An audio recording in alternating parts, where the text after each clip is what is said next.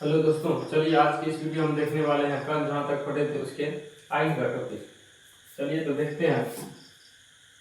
पहला है समतल दर्पण पर लंबवत पड़ने वाली प्रकाश की किरण। बोलता है जब समतल दर्पण पर प्रकाश किरण लंबवत पड़ता है तो क्या होता है। दोस्तों, जब समतल दर्पण पर प्रकाश किरण लंबवत पड़ता है तो वह उसी माध्यम में लौट जाता है जिस माध्यम से वह आता है। जब समतल दर्पण पर प्रकाश की किरण लंबवत पड़ता है तब वह उसी माध्यम में लौट आता है जिस माध्यम से वह पड़ता है। यहाँ देखिए, यहाँ तीर का निशाना ऊपर की ओर लगा हुआ है। यह हुआ आपतित किरण जो समतल दर्पण की ओर आ रहा है। उसके बाद फिर वहां से टकराने के बाद पुनः उसी माध्यम में लौट आया जिस माध्यम से वह आ रहा था। यह हो गया आपतित किरण जो समतल दर्पण पर पड़ा। उसके बाद परावर्तन के बाद जो दर्पण वापस लौटा, यह हो गया परावर्तित किरण। यह हो गया आपतन कोण और यह हो गया परावर्तन कोण। उसके बाद आगे है, इसको क्या बोलेंगे, समतल दर्पण पर पड़ने वाली प्रकाश किरण। जब समतल दर्पण पर प्रकाश की किरण पड़ती है, जब समतल दर्पण पर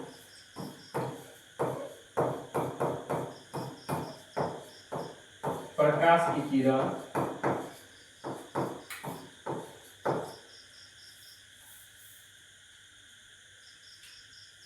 जब समतल दर्पण पर प्रकाश की किरण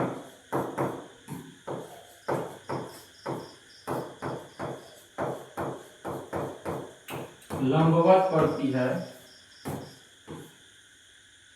जब समतल दर्पण पर प्रकाश की किरण लंबवत पड़ती है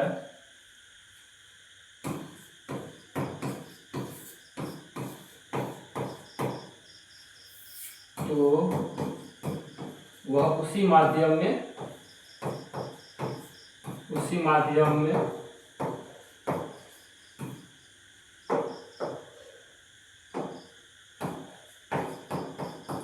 लौट जाती है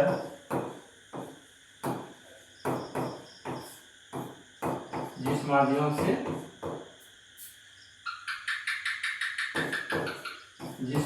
से आती है। जब समतल दर्पण पर लंबवत प्रकाश की किरण पड़ती है तब वह क्या होता है, उसी माध्यम में लौट आती है जिस माध्यम से वह आती है। उसके बाद अगला क्वेश्चन है कि प्रतिबिंब किसे कहते हैं। प्रतिबिंब किसी बिंदु स्रोत से आती हुई प्रकाश की किरण जब दर्पण से परावर्तन के बाद किसी बिंदु पर मिलती है या मिलती हुई प्रतीत होती है, उसे क्या कहते हैं, प्रतिबिंब। वही परिभाषा लिखा हुआ है। जब किसी बिंदु स्रोत से आती हुई प्रकाश की किरण दर्पण से परावर्तन के बाद जिस बिंदु पर मिलती है या मिलती हुई प्रतीत होती है उसे प्रतिबिंब कहते हैं। उसे क्या कहते हैं, प्रतिबिंब कहते हैं। उसके बाद अगला क्वेश्चन, यहाँ देखिए, यह हुआ आपतित किरण और यह हो गया परावर्तित किरण।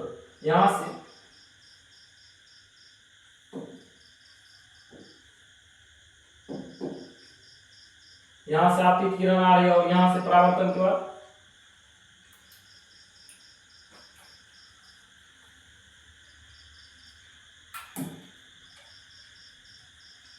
चलिए,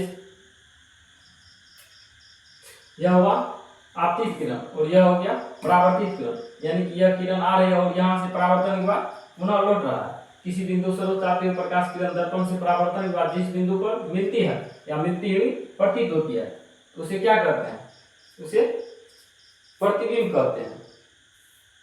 उसके बाद अगला क्वेश्चन है, प्रतिबिंब कितने प्रकार के होते हैं।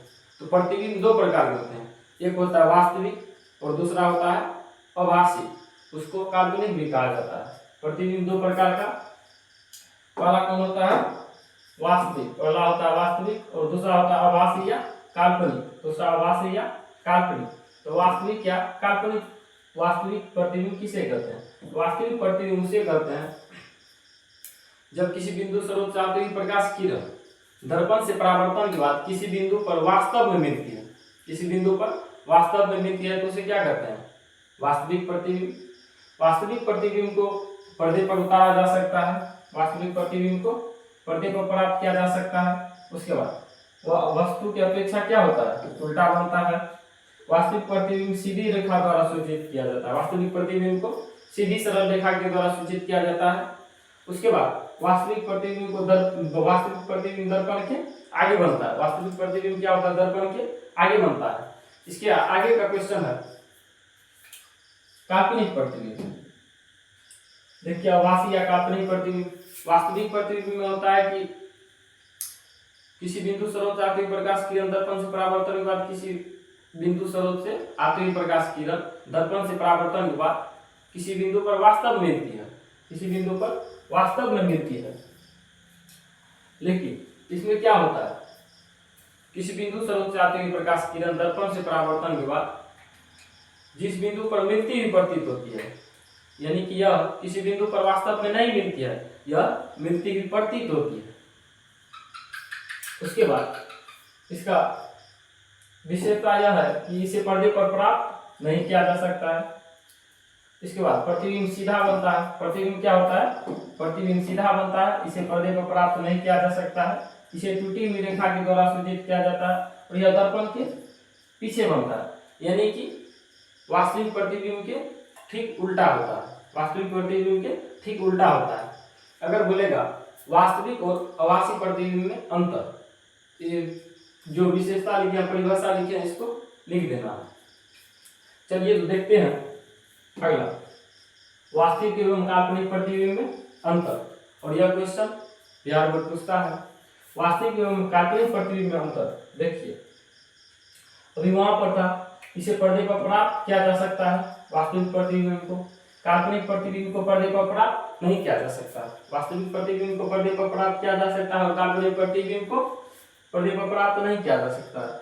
वास्तविक प्रतिबिंब हमेशा सीधा बनता है, वास्तविक प्रतिबिंब हमेशा सीधा बनता है और काल्पनिक प्रतिबिंब हमेशा उल्टा बनता है। वास्तविक प्रतिबिंब को सीधी रेखा द्वारा दर्शाया जाता है, वास्तविक प्रतिबिंब को सीधी रेखा के द्वारा दर्शाया जाता है और काल्पनिक प्रतिबिंब को टूटी हुई रेखा के द्वारा दर्शाया जाता है। उसके बाद वास्तविक प्रतिबिंब दर्पण के आगे बनता है और काल्पनिक प्रतिबिंब दर्पण के पीछे बनता है। वास्तविक प्रतिबिंब दर्पण के आगे बनता है और काल्पनिक प्रतिबिंब दर्पण के पीछे बनता है। इसके अगला क्वेश्चन आगे है, दर्पण क्या है? अगला क्वेश्चन है दर्पण। देखिए दर्पण वह चिकनी एवं चमकीली सतह, वह चिकनी एवं चमकीली सतह जिसका एक भाग सिल्वर नाइट्रेट या लाल कलर से पेंट किया हो तथा दूसरा भाग चमकीला हो, उसे दर्पण कहते हैं। दर्पण मुख्य रूप से कितने प्रकार का होता है?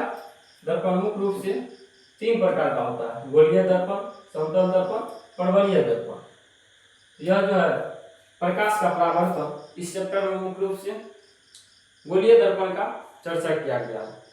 देखिए गोलीय दर्पण, गोलीय दर्पण होता है, गोलीय दर्पण किसी खोखले गोले का एक भाग होता है जिसका संपूर्ण भाग गोलीय हो, यानी कि गोलीय दर्पण जिस खोखले गोले का भाग होता है उसका संपूर्ण भाग गोला होता है, उसके संपूर्ण भाग क्या होता है? गोला। जैसे इस फिगर के माध्यम से आप देख सकते हैं, यह हुआ गोलीय दर्पण, इसका संपूर्ण भाग क्या है? गोला है। तो इसके बीच का जो केंद्र होता है इसे कहते हैं वक्रता केंद्र। इसे क्या कहते हैं? वक्रता केंद्र। और यहां से यहां तक की दूरी,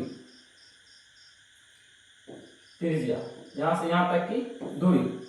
तो यानी कि अगर बोलेगा वक्रता केंद्र किसे कहते हैं, तो वक्रता केंद्र होता है गोलीय दर्पण जिस खोखले गोले का एक भाग होता है उसके केंद्र को वक्रता केंद्र कहते हैं।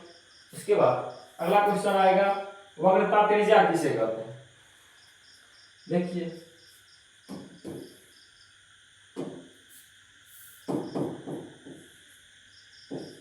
वक्रता केंद्र,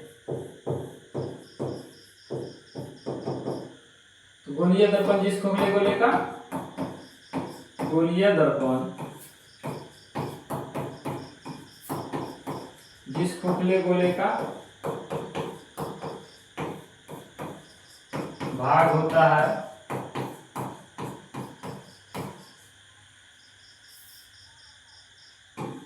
उसी के केंद्र को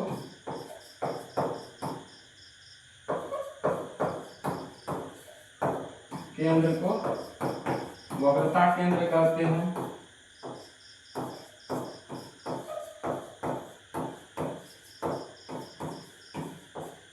गोलीय दर्पण जिस खोखले गोले का एक भाग होता है उसके केंद्र को क्या कहते हैं? वक्रता केंद्र। उसके बाद वक्रता त्रिज्या क्या होता है? वक्रता त्रिज्या। गोलीय दर्पण जिस खोखले गोले का एक भाग होता है यह हो गया वक्रता त्रिज्या। इसके त्रिज्या को क्या बोलेंगे? वक्रता त्रिज्या। देखिए वक्रता त्रिज्या क्या होता है।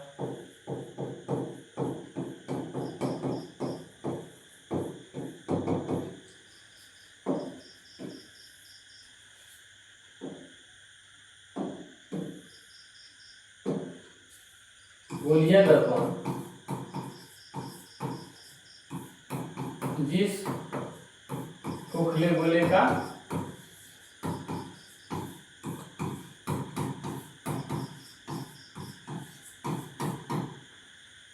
भाग होता है, गोलीय दर्पण जिस खोखले गोले का भाग होता है उसके त्रिज्या को, उसी की त्रिज्या को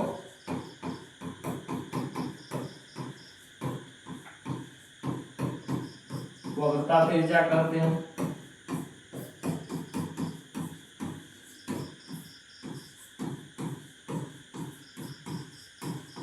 इसकी त्रिज्या को वक्रता त्रिज्या कहते हैं। यहाँ यह हो गया कौन चीज? वक्रता त्रिज्या। यह हो गया वक्रता त्रिज्या और यह जो केंद्र है यह हो गया वक्रता केंद्र। वक्रता त्रिज्या को किस चीज के द्वारा सूचित किया जाता है? इसे आर के द्वारा सूचित किया जाता है। आर के द्वारा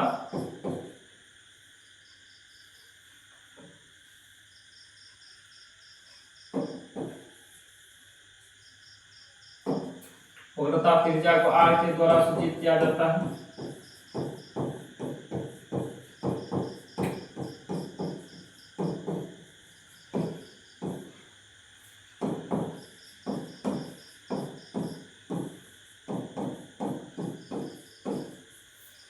उसके बाद